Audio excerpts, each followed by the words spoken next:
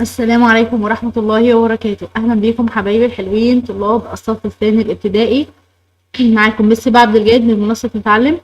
إن شاء الله معادنا النهاردة مع درس جديد وسهل جدا ولذيذ جدا كلنا هنحبه. بيكلمنا عن إيه؟ عن خواص الأشكال الهندسية. كلنا بنحب الأشكال ورسم الأشكال. تعالوا نفتكر كده مع بعض إيه الأشكال اللي إحنا عارفينها وإيه الخواص بتاعتها. في عندنا أول حاجة الأشكال إيه؟ ثنائية الأبعاد. الاشكال ثنائيه الابعاد دي عباره عن ايه؟ اشكال مسطحه ومغلقه. مسطحه يعني ايه؟ يعني حاجات مش مجسمه، يعني بقدر ارسمها بس مش موجوده في الحقيقه واقدر امسكها. تمام؟ ده معنى ايه مسطحه، يعني برسمها على اللوحه، ارسمها على الكتاب، بس ايه؟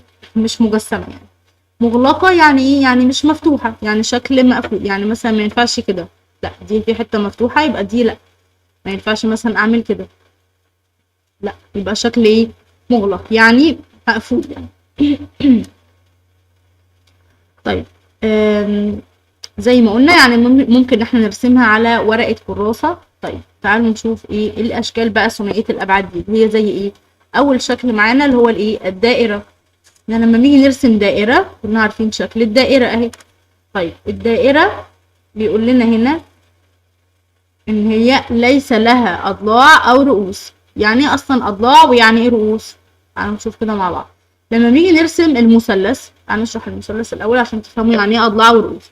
لما بنيجي نرسم المثلث بنرسم 3 خطوط كده اهو، صح؟ اهو ادي 1 2 3 متقفلين كده على بعض. طيب النقطة دي كل خطين متقابلين مع بعض في نقطة. كل خطين كده بنرسمهم متقابلين مع بعض في نقطة، فالنقطة دي بنسميها ايه؟ بنسميها رأس. والخط ده اللي احنا رسمناه بنسميه ايه؟ ضلع. يبقى في عندنا حاجة اسمها رأس وفي حاجة اسمها ايه؟ وفي حاجة اسمها ضلع. الرأس اللي هي النقط اللي بتقابل فيها الخطوط دي اسمها ايه؟ رأس. والضلع اللي هي الخطوط اللي زي الخطوط اللي بالمسطرة. تمام؟ الخطوط المفرودة اللي زي خط بالمسطرة هو ده الايه؟ ده الضلع. طب لما نيجي نشوف كده المثلث يا ترى هيكون عنده كام رأس؟ ها ادي 1 2 3. احنا قلنا الرؤوس اللي هي النقاط دي.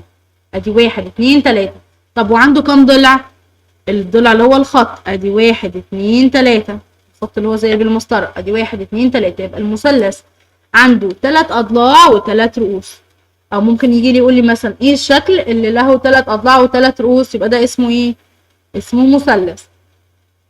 وده شكل المثلث. طيب نيجي بقى للدائره. الدائره دي بقى عندها كام اضلاع؟ احنا قلنا الاضلاع دي اللي هي الايه؟ الخطوط اللي مرسومه بالمسطره، اللي هي مفروده زي خط بالمسطره. طب الدائره دي فيها خط بس منحني، يعني متني ملفوف كده، مش زي خط المسطره. فالدائره كده ايه؟ ما عندهاش ايه؟ اضلاع. يبقى الدائره ليس لها اضلاع.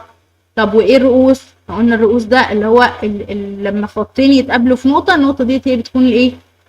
الراس. طب الدائره ليس لها رؤوس، ما عندهاش النقط زي اللي عند المثلث كده. يعني الدائرة ليس لها أضلاع وليس لها رؤوس. لكن المثلث قلنا عنده ايه؟ 3 أضلاع اللي هي الخطوط و3 رؤوس اللي هي النقاط. طيب في بعد كده عندنا أشكال ايه؟ أشكال رباعية. أشكال رباعية يعني هيكون ايه؟ هيكون عندها 4 أضلاع و4 رؤوس. الأشكال الرباعية اللي بيكون عندها 4 أضلاع و4 رؤوس. زي ايه؟ زي الشكل ده كلنا عارفين ده اسمه ايه؟ ها؟ ده المربع. برافو عليكم. المربع عنده كام ضلع؟ عنده 4 اضلاع. طيب وعنده كام رأس؟ عنده 4 رؤوس. طب ما ده برضو عنده 4 اضلاع و4 رؤوس. كل دول الاربعه دول عندهم 4 اضلاع و4 رؤوس. طب ايه اللي فيه بقى خواص تانية هتفرق بينهم علشان يبقى ده اسمه مربع وده اسمه معين؟ فتعالوا نشوف ايه اللي بيميز المربع. المربع عنده 4 أضلاع بس متساوية، يعني ال4 خطوط دول قد بعض. يعني الخط ده قد ده قد ده قد ده، ما عندوش مثلا خط طويل وخط قصير، لا عنده ال4 خطوط متساوية. يبقى لما يقول لي الشكل الذي له 4 أضلاع متساوية في الطول يبقى ممكن يكون مربع، عشان هناخد شكل تاني دلوقتي برضو عنده ال4 أضلاع متساوية. وعنده ايه كمان؟ كام رأس؟ 4 رؤوس. يبقى المربع له 4 أضلاع متساوية في الطول وله 4 رؤوس. طيب تعالوا نشوف الشكل التاني. ايه الشكل التاني ده؟ عنده برضو 4 أضلاع متساوية برضو زي بعض، يعني الخط ده قد ده قد ده قد ده. ماشي، يبقى عنده 4 أضلاع متساوية في الطول وعنده برضو 4 رؤوس. ايه ده؟ يعني زي المربع بالظبط. ما قلناش عليه مربع ليه؟ ايه الفرق؟ بصوا كده الفرق بين الشكلين دول. هنا الخطوط بتاعة المربع واقفة مظبوطة على بعض، عاملين زي حرف ال كده بتاع الانجليش. عارفين حرف ال كده؟ الخطوط في المربع واقفة مظبوطة كده مع بعض، أو الرأس بتاعتها بنقول عليها رؤوس متماثلة، يعني الحتة دي زي دي زي دي زي دي. لكن في المعين شايفين يعني تحسوا ان المعين ده هو مربع بس ضميناه كده شوية، فبقت الحتة دي صغيرة ودي مفتوحة أكتر. ده الفرق بين الايه المربع والمعين. في المربع نقول ان الرؤوس متماثله، يعني الاربعه دول الاربع تركان دول زي بعض بالظبط. لكن هنا لا، هنا في ناحيه ضيقه شويه وناحيه مفتوحه شويه، دي ضيقه شويه ودي مفتوحه شويه. تمام. لكن هما الاثنين الاضلاع بتاعتهم ايه؟ متساويه في الطول. يعني المربع عنده 4 اضلاع متساويه والمعين برضو عنده 4 اضلاع متساويه. طيب تعالوا نشوف الشكل اللي بعد كده اسمه ايه؟ اسمه مستطيل. طب ايه اللي بيميز المستطيل؟ هو برضو عنده 4 أضلاع و4 رؤوس. بس تعالوا نشوف كده أضلاع المستطيل. هنلاقي عنده ضلع طويل وضلع قصير، ضلع طويل وضلع قصير، والضلعين الطويلين دول قد بعض والضلعين القصيرين دول برضو قد بعض. يبقى المستطيل عنده ايه؟ 4 أضلاع، ضلعان قصيران متساويان في الطول وضلعان طويلان متساويان في الطول. وعنده كام رأس؟ 4 رؤوس. تمام. يبقى المستطيل اللي بيميز المستطيل، اول ما اسمع كلمه مستطيل افتكر الناحيه الطويله والناحيه قصيره. ده اللي بيكون عنده ايه؟ 2 طويلين او ضلعين طويلين متساويين و2 ايه؟ قصيرين متساويين. طيب ده لما تشوفوا الشكل ده افتكروا شبه الشنطه كده شويه. لكن لو عملنا ايد كده هتبقى شبه الشنطه. الشكل ده اللي شبه الشنطه ده اسمه ايه؟ شبه منحرف. اسمه ايه؟ شبه منحرف. شبه المنحرف ده ايه؟ عنده برضو 4 أضلاع وعنده 4 رؤوس. بس تعالوا نشوف كده الأضلاع بتاعة الشبه المنحرف. بيقول لنا إن في ضلعان متوازيان وضلعان غير متوازيان. هو يعني إيه أصلا متوازيان دي؟ متوازيان يعني يبقوا ماشيين قصاد بعض بالظبط وعمرهم ما هيتقابلوا خالص، زي الخطين كده بتوع اليساوي، زي خطين الكراسة. هي خطوط الكراسة دي السطور بتتقابل؟ لا، بنقول عليها خطوط إيه؟ متوازية، زي علامة اليساوي كده قصاد بعض. بس عادي ممكن تبقى واحدة طويلة واحدة قصيرة شوية عادي، يبقى هتلاقوا 2 متوازيين والاتنين التانيين لأ، الاتنين التانيين مش متوازيين. عشان يعني لو طولنا ده كده شوية وده كده شوية هيتقابلوا مع بعض. المتوازيين عمرهم ما بيتقابلوا أبدا. يبقى شبه المنحرف ده هو شكل رباعي برضو عشان عنده 4 أضلاع و4 رؤوس. بس ايه اللي بيميزه؟ عنده الضلعان فقط متوازيان والضلعان التانيين غير متوازيين. يبقى ده ايه؟ شبه منحرف. طيب دي كده الاشكال الرباعيه. طب في اشكال بقى عندها اضلاع اكتر من 4، فايه؟ هنسميها على حسب عدد الاضلاع بتاعتها. يعني الشكل ده مثلا عنده كام ضلع؟ ادي 1 2 3 4 5، فهنقول عليه شكل خماسي الاضلاع. هنسميه ايه؟ خماسي الاضلاع. يبقى لما يجي مثلا يقول لي عدد الاضلاع في الشكل الخماسي او خماسي الاضلاع له كام ضلع، يبقى ايه؟ عنده 5 هو من اسمه. طب هيبقى عنده كام رأس؟ هيبقى عنده 5 برضو. دايما عدد الرؤوس وعدد الأضلاع قد بعض. يعني اللي عنده 4 رؤوس هيبقى عنده 4 أضلاع، اللي عنده 5 أضلاع هيبقى عنده 5 رؤوس. طب ده عنده ايه اللي شبه خلية النحل ده؟ عنده كام ضلع؟ ادي 1 2 3 4 5 6، فده هنسميه شكل ايه؟ سداسي الأضلاع. يبقى سداسي الأضلاع ده بيفكرنا ايه؟ برقم 6. يبقى عنده 6 أضلاع وست ايه؟ وست رؤوس.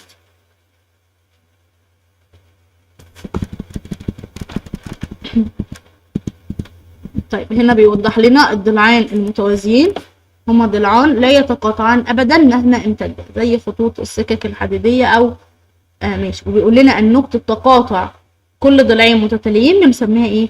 رأس. زي ما قلنا الضلعين بيتقابلوا في نقطه بنسميها ايه؟ بنسميها رأس. طيب تعالوا نشوف هنا النشاط ده بيقول لنا ايه؟ صل كل شيء باسمه. تعالوا نشوف يلا.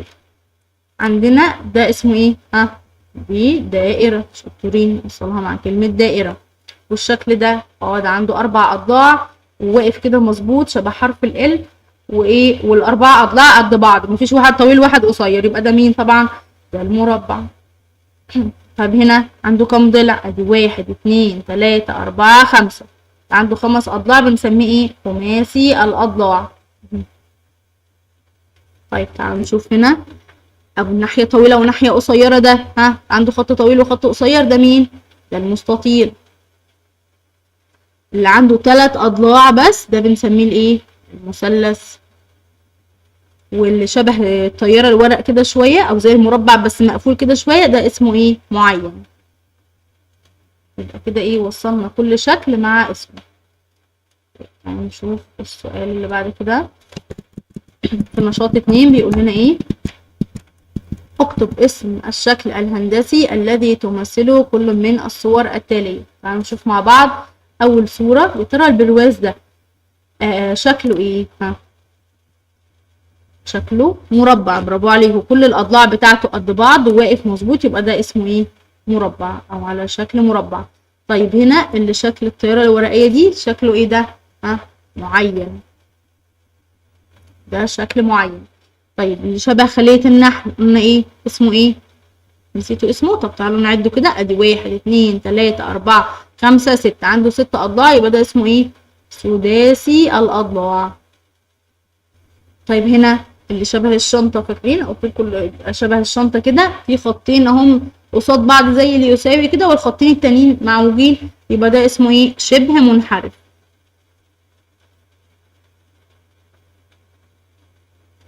طيب هنا ورقة الكوتشينة دي عندها خط طويل وخط قصير. مين اللي يبقى عنده خط طويل وخط قصير؟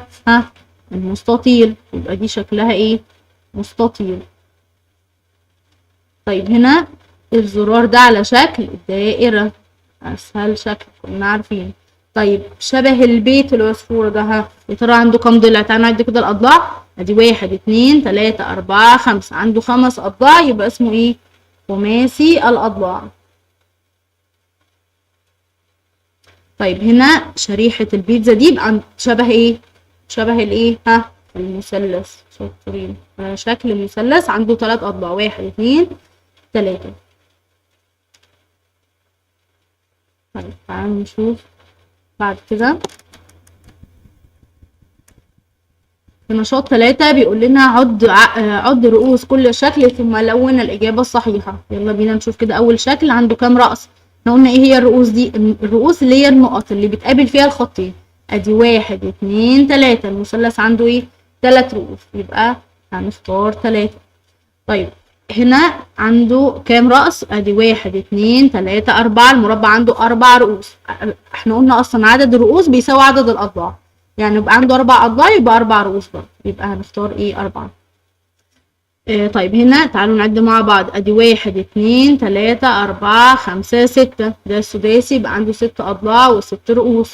طيب هنا المستطيل هو شكل رباعي، يبقى من غير ما نعد هيبقى عنده كام رأس على طول؟ 4. شطورين، اللي هما الاربع تركان دول، 1 2 3 4. طيب ده الايه؟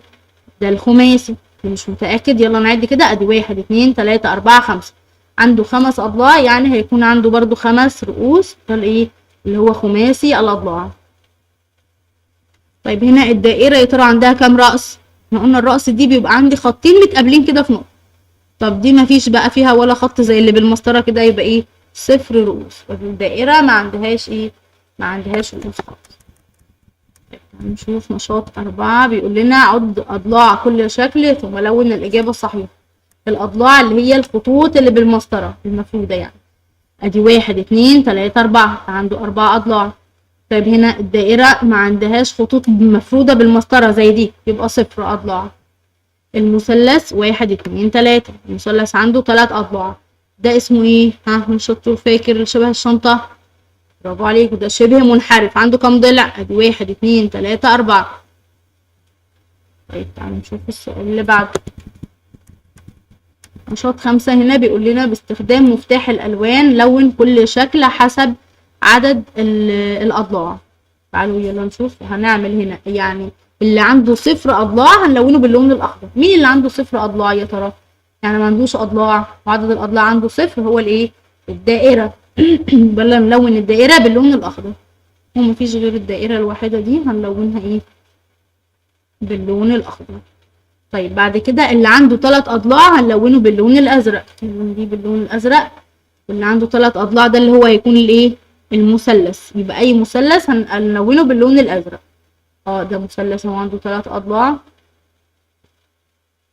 يعني هنلونه باللون الازرق.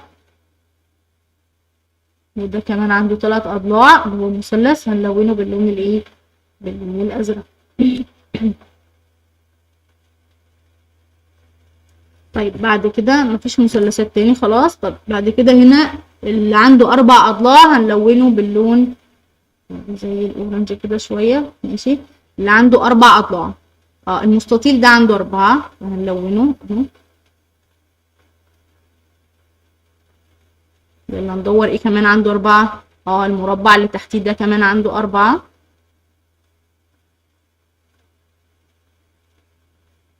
طيب ده كمان اسم معين عنده 4 برضو، 4 أضلاع يعني عنده اللي هو الخطوط، يعني عنده 4 خطوط. طيب ده عنده 5، لأ ده عنده 4 شبه منحرف.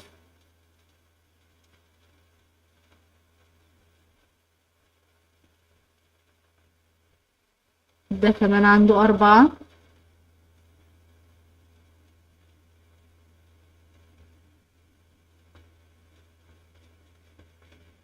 تمام. في حاجة تانية عنده 4، ده لأ ده عنده 4 كمان هنلونه نفس اللون.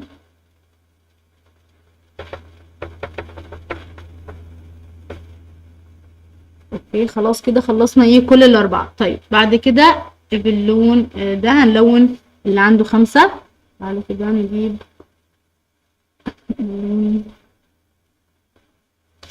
اللي عنده 5. ده عنده 5، 1 2 3 4 5، يبقى هنلونه اهو.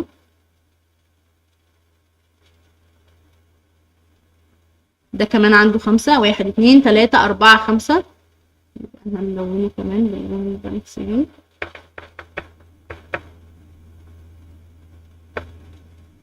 تمام. في ده كمان عنده 5.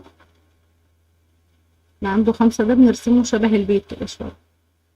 طيب خلاص كده اللي عنده 5 مفيش حاجة عندها 5 تاني. طيب اللي عنده 6 بقى نلونه باللون، نجيب الأحمر بقى، ماشي. ده عنده 6 فهنلونه باللون الايه الأحمر.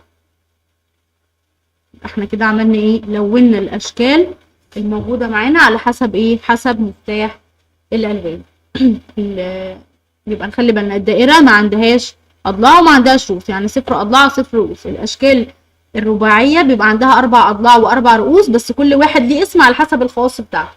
يعني اللي عنده خط طويل وخط قصير ده المستطيل، اللي كل الخطوط قد بعض بس واقف عدل كده ده المربع، اللي مع متطبق شوية كده ده المعين اللي شبه طيارة الورق، اللي عامل شبه الشنطة ده اللي عنده ضلعين متوازيين وضلعين لأ ده اسمه شبه منحرف. المثلث عنده 3 أضلاع و3 رؤوس، ده اسمه خماسي الأضلاع، عنده 5 أضلاع و5 رؤوس. اللي شبه خلية النحل ده عنده 6 أضلاع و6 رؤوس وبنسميه ايه، سداسي الأضلاع. ده كان درسنا النهارده، درس بسيط وجميل جدا. ان شاء الله نتقابل الفيديو الجاي نحل عليه تدريبات اكتر. شكرا لكم، مع السلامة.